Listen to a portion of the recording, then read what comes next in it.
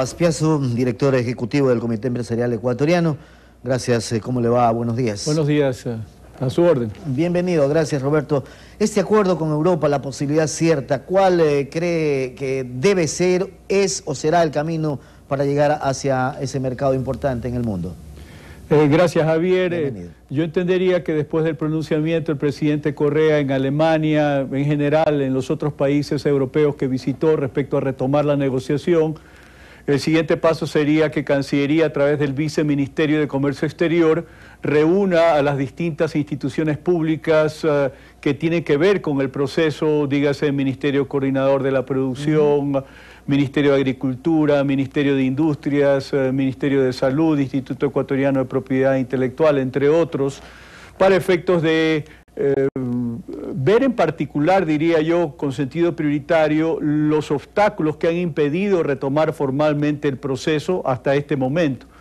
Me refiero al tratamiento que tendría en la mesa de servicios el tema de los sectores estratégicos de la economía, que por efectos de la excepcionalidad prevista en la Constitución implicaría una limitación en cuanto a que la inversión privada europea pueda acceder a estos sectores. Eso por un lado. Por otro lado, en la mesa de compras públicas, mecanismos igualmente con jerarquía constitucional que de alguna manera tienden a privilegiar a la empresa ecuatoriana en cuanto tiene que ver con estas compras públicas.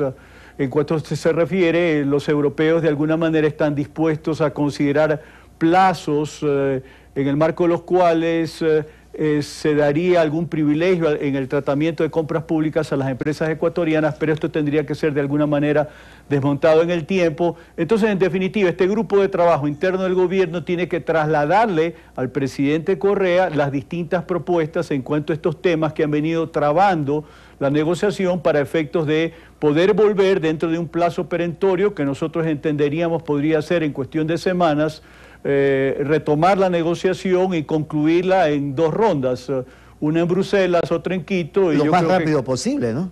Sí, lo más rápido posible, sobre todo recordando, Javier, que esta negociación inició en septiembre de 2007, durante este gobierno, es decir, cuando iniciaba, claro. Y hasta la presente fecha han transcurrido cerca de 6 años, y según lo ha reconocido el propio presidente Correa durante su última visita a Europa, no hay motivo que justifique el continuar con la negociación en compás de espera, sin concluirla, sin cerrarla, cuando estos pocos temas muy acotados que han impedido que esto concluya, pues pueden tener una solución con la decisión política correspondiente. Esa es la expectativa que nosotros tenemos como sector empresarial. Ahora, ratifíqueme una cosa, Roberto, ¿el 33% de las exportaciones ecuatorianas van a ese mercado? Sí, las exportaciones no petroleras, obvio. El histórico es alrededor del 30%, lo que convierte a Europa en el mercado número 1 para todo lo que son, como digo, las exportaciones no petroleras, y desde nuestro punto de vista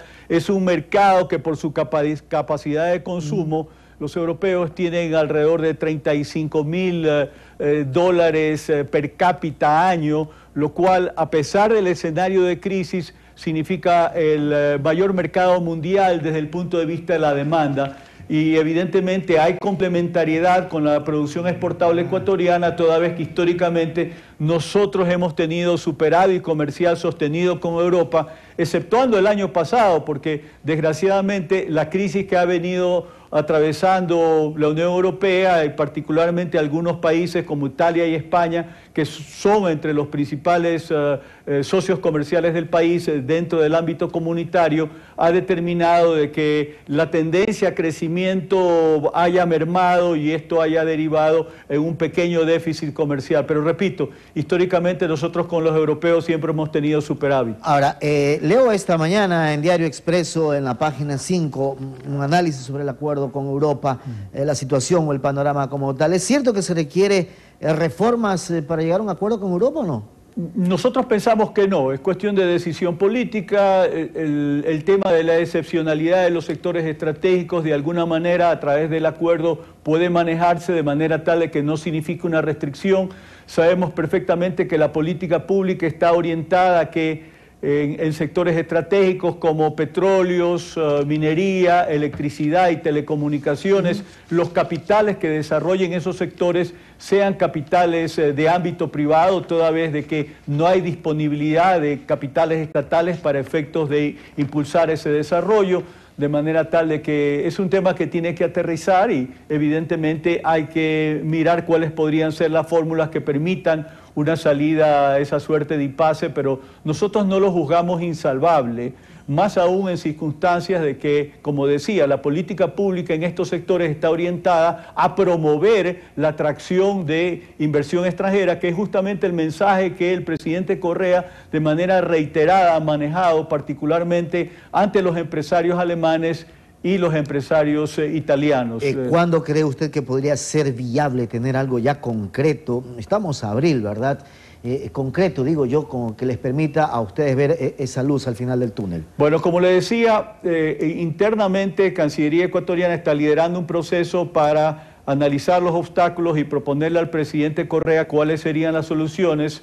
Entendemos también que en paralelo, a través de las instrucciones impartidas por Berlín a Bruselas, en la capital comunitaria se está trabajando también en cuanto a retomar el proceso.